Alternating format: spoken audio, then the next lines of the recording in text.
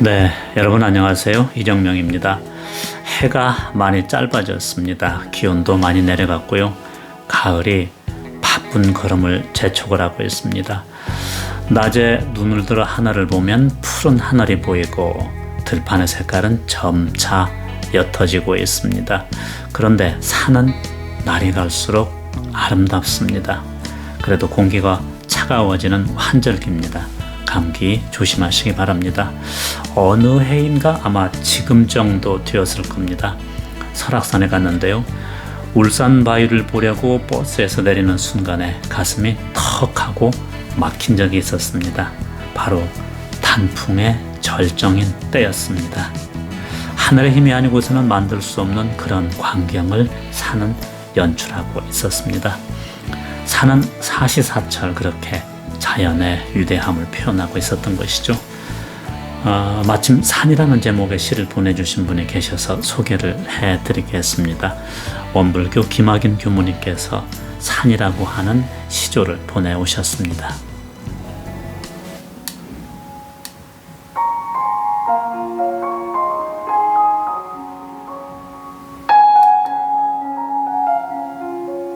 산 오랜 세월 저만치 바라보며 때론 그 품에 논일곤 했던 어딘가 큰 사람 같은 그대.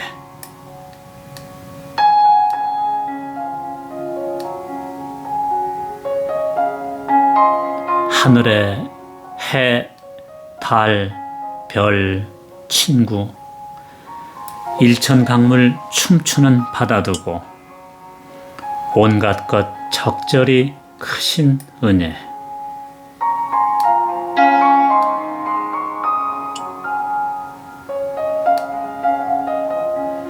살아가며 사시사철 경이로운 하늘이 점지한 수려한 산하 마냥 어엿한 그 주인공이여. 네, 산을 예찬한 3년의 시조를 써주셨습니다. 경이로운 산의 모습과 그 안에서 성장하며 느낀 하늘에 대한 감사, 자연과 더불어 듬직한 산의 모습을 동양화처럼 묵직하게 그려주셨습니다. 김광섭 시인의 시 산이란 시에도 모든 생명을 배려하는 산의 모습이 나옵니다. 산은 날아도 새 등이나 꽃잎 하나 다치지 않고 짐승들의 굴 속에서도 흙 한 줌, 돌 한 개 들썩거리지 않는다. 새나 벌레나 짐승들이 놀랄까봐 지구처럼 부동의 자세로 떠간다. 그럴 때면 새나 짐승들은 기분 좋게 업돼서 사람처럼 날아가는 꿈을 꾼다. 교무님의 시조 1년에 있는 내용과 맥이 닿는 부분이라고 생각이 듭니다. 공부를 많이 하시고 묵상과 명상이 생활인 수도자이시니까 다른 사람들보다도 자연과의 교감, 경이로움을 더 많이 깊게 느끼셨을 것입니다. 보내주신 시 고맙습니다. 저는 올 1월부터 이정명의 행복한 동행이라고 하는 콘텐츠로 유튜브를 시작을 했는데 몇몇 분께서 명상과 묵상 그리고 휴식과 수면에 도우는 내용도 많은 분들이 공감할 수 있을 거라고 말씀하시더라고요. 이를테면 밤으로의 여정과 같은 콘텐츠를 말씀하셨습니다. 그런 콘텐츠 중에 수면과 휴식에 도움이 되는 ASMR이라는 거, 대표적인 것이 자연의 소리인 빗소리라고 그러죠. 사실 그래요. 너무도 바쁜 우리 일상에서 일을 떠나면 정말 편안해지고 싶거든요. 저도 그렇지만 다른 분들도 아무 것에도 얽매이지 않는 자유, 그런 자유를 정말 원할까라는 생각이 듭니다. 그때 쉼과 휴식에 도움이 되는 그런 것들 말입니다. 저는 강서구 공항동에 살고 있습니다. 퇴근하고 집에 오는 길에 그런데 늘 인사를 받습니다. 그것도 저를 잘 아는 것처럼 힘든 오늘 하루도 수고했다고 말합니다. 애썼다고 인사를 하죠. 그제도 인사를 받았어요. 어제도, 오늘도 그렇습니다. 아마 내일 또 인사를 받을 것입니다. 사실은요, 그렇게 인사를 받은 지가 꽤 오래되었어요. 그런데 그 인사를 받을 때마다 마음이 참 편했습니다. 그 인사가 제 마음에 와닿기 때문일 것입니다. 여러분, 그게 누굴까 궁금하시죠? 사실은요, 사람이 아닙니다. 길바닥에 있는 광고 카피, 광고 문안이었어요. 그걸 보신 분은, 한 번이라도 보신 분은 금방 이해가 되실 겁니다. 제가 드리는 말씀. 전봇대 빔으로 광고 문안을 길바닥에 비추는 것이거든요. 구청과 경찰서에서 주민들에게 합동으로 서비스하는 광고 문안입니다. 그런데 길바닥에 쏴도 아주 선명하게 잘 보이고, 그래서 문안을 읽게 되고 공감을 하게 되더라고요. 생각해 보았습니다. 사람의 부드러운 얼굴도 아니고 동영상도 아닌데 어찌 의례적인 문자 인사, 그것도 광고 카피가 이렇게 마음에 와 닿을까? 그것도 매번 말입니다. 생각해 보니까요, 오늘 하루 나름대로 제가 열심히 일을 했고, 일을 마치고 이제 자유로운 내게 누군가 그것을 보고 나에게 하는 말처럼 들렸습니다. 또 분위기도 사람의 마음이 착해지고 있는 어둠이 내리는 저녁입니다. 내 마음속에 또 다른 내가 그 시간에 하루 일 마치고 집에 돌아올 때 위로받기를 바라고 있는 것이었습니다. 남들도 칭찬을 좋아하지만 내 마음속에도 누군가의 격려와 칭찬을 원하고 있었던 것이죠. 내가 나를 위로해 준 것 같아서 거기에 공감을 했습니다. 의무적인 하루의 일과를 마친 나는 이제부터 내일 아침까지는 자유의 몸입니다. 사람들은 여행을 정말 좋아하죠. 여행에는 여러 가지가 필요합니다. 그런데 그 중에서 가장 소중한 거, 여러분은 뭐라고 생각하세요? 저는 그게 자유가 아닐까, 그런 생각을 해봅니다. 예전 어른들도 그랬습니다. 봄이면 꽃놀이를 가고 여름이면 물놀이, 가을이면 단풍놀이를 갔습니다. 아주 자유롭게 말입니다. 지금 우리는 더 많은 자유를 위해서 일하고 움직입니다. 자동차를 좋아하는 것이 이를 증명하죠. 특히 자동차를 운전하면서 강가를 달린다거나 좋은 경치가 있는 곳을 달릴 때, 자동차 안에서 좋아하는 음악을 들을 때 기분이 정말 좋아지는 것을 느낍니다. 그때 또 자동차와 나와 함께 달리는 것은 수많은 생각도 함께 달립니다. 자동차가 아니라 해도 아무런 제약 없이 생각에 잠겨 상상으로 여행할 수도 있죠. 문학 작품에도 여행에 대한 얘기가 많이 나옵니다. 톨스토이가 쓴 단편 두 노인에 대해서 잠깐 생각해 보기로 합니다. 두 노인이 여행이라기보다는 성지 순례를 떠납니다. 한 사람의 이름은 예핌이었습니다. 예핌은 부유했습니다.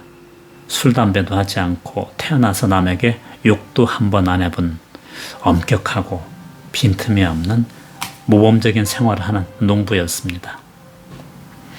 예핌은 또 대가족을 이루고 살았습니다. 손자까지 함께 살았는데 복이 많아서 허리도 반듯하고 좋은 체격에 건강했습니다.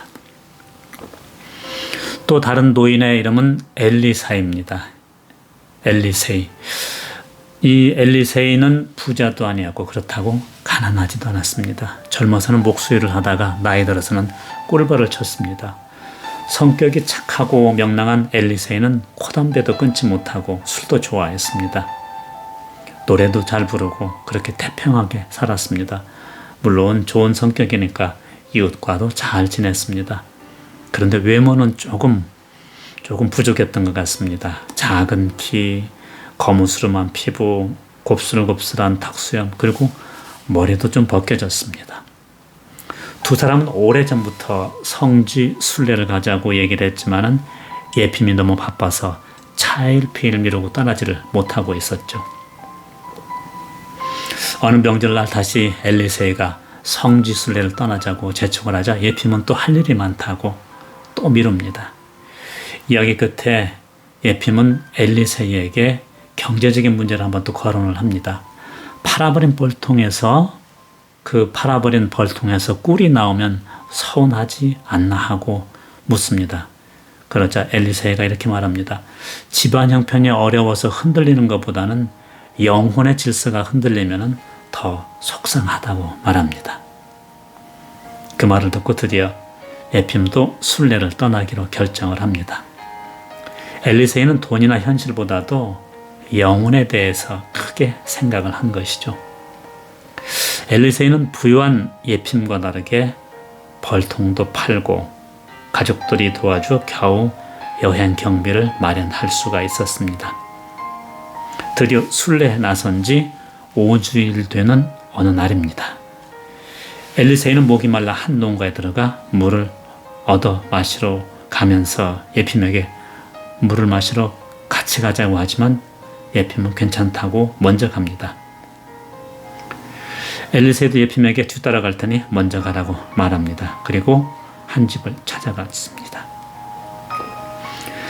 엘리세이가 물을 얻어 마시러 찾아간 집은 말이 아니었습니다. 흙벽으로 된 그 농가는 허물어지기 직전이었고 전염병 때문에 가족들 모두가 죽기 직전이었습니다. 남편은 힘이 없어 더운 햇볕에 누워 있었고요.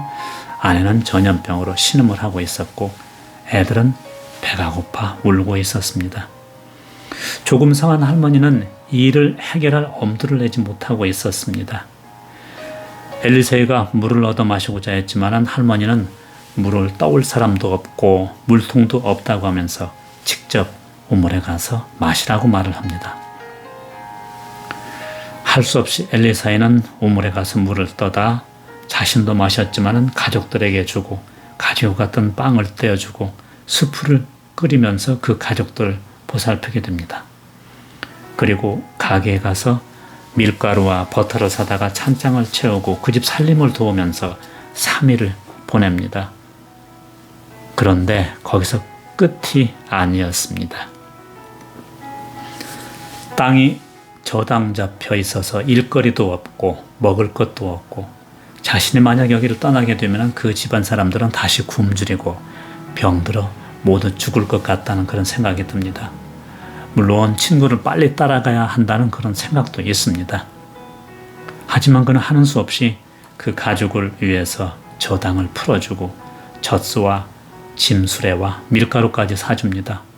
자, 그렇게 하다 보니 돈이 거의 바닥이 나서 여행을 포기하고 집으로 돌아오고야 맙니다. 가족들은 몹시 궁금해 하면서 물었겠죠. 그러자 노인은 이렇게 말합니다. 하나님께서 인도해 주시지 않고 길이 어긋나서 친구도 놓쳤고 길도 잃어버렸고 돈도 잃어버렸다고요. 한편 먼저 길을 떠난 예핌은 엘리세이가 빨리 오기를 기다렸지만 그는 보이지 않고 자신은 어느새 예루살렘에 도착했습니다. 그리고 성당에 가서 기도를 합니다. 그는 또 같은 여인 숙에 묵은 다른 여행자가 빌려간 1루블 때문에 많은 신경을 쓰게 되면서 자신의 돈주머니를 꼭 잡고 자신에게 돈을 빌려간 그 순례자를 사기꾼이라고 의심하기도 합니다. 어쨌든 그는 먼저 도착했기 때문에 성당에서 기도를 드리게 되었습니다. 그런데 먼 발치에 머리에 후광을 받으면서 기도하는 친구 엘리세이를 발견하게 됩니다. 예핌은 반가운 마음에 엘리세이를 만나러 앞으로 갔지만 그 사이 엘리세이는 어디로 갔는지 보이지가 않았습니다. 다음 날도 똑같이 그를 보았지만 역시 만나지 못했습니다. 그렇게 6주를 보낸 예핌은 집으로 돌아오고 맙니다. 도중에 그는 순례자를 대접하는 한 소녀를 만나서 밥도 먹고 잠도 자게 되는데 사실 그 집은 엘리세이가 며칠 머물면서 보살폈던 집이었고 예핌은 그곳에서 엘리세의 얘기를 듣게 됩니다. 그때 예피몬은 알았습니다.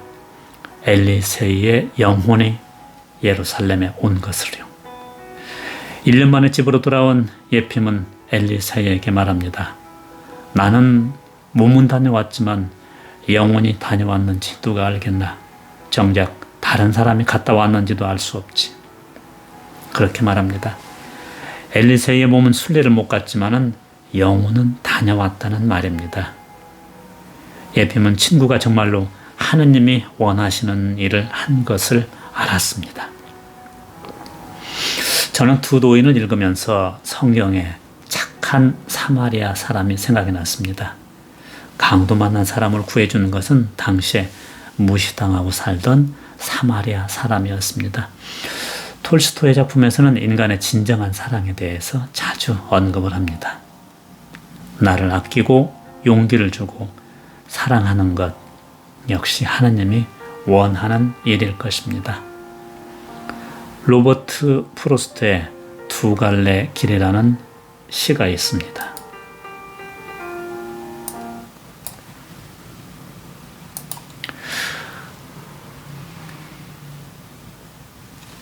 노랗게 물든 숲속에 두 갈래 길이 있었네.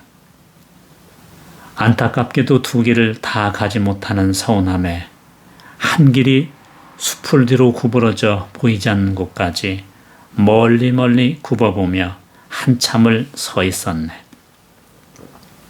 그리고 한 길을 택했네. 똑같이 아름다웠지만 풀이 우거지고 인적이 없어 더 나아 보이는 길을. 사실 지나간 발길로 닿은 건 두 길이 정말 비슷했다네. 그날 아침 두 길은 똑같이 아직 밟히지 않은 낙엽에 덮여 있었네. 아, 나는 첫 길은 훗날을 위해 남겨놓았네. 그러나 길은 길로 이어져 있어 계속 가야 함을 알기에 다시 돌아올 수 있으리라 믿지는 않았네. 먼 훗날 어디에선가 나는 한숨 쉬며 이렇게 말하리. 숲속에 두 갈래 길이 있었다고. 그리고 나는 사람들이 덜 지나간 길을 택했고 그로 인해 모든 것이 달라졌다고. 네, 오늘 하루 부는 바람처럼 숱하게 많은 이야기와 사람들의 모습과 미소 등이 나를 스쳐 지나갔습니다. 그런데 내 안에도 내가 인정받고 사랑받고 싶은 마음이 있다는 걸 알았습니다. 그러기에 저는 그 누가 얘기를 한 것보다 길바닥에 쓰여진 인사가 더 마음에 와 닿았습니다. 모든 격식이 내려지고 내가 아주 자유로운 상태에서 듣는 그 인사가 그렇게 위로가 되었습니다. 그래서요, 저도 그 인사를 여러분에게 전해드립니다. 힘든 오늘 하루 정말 애쓰셨습니다. 편안한 시간 되시기 바랍니다.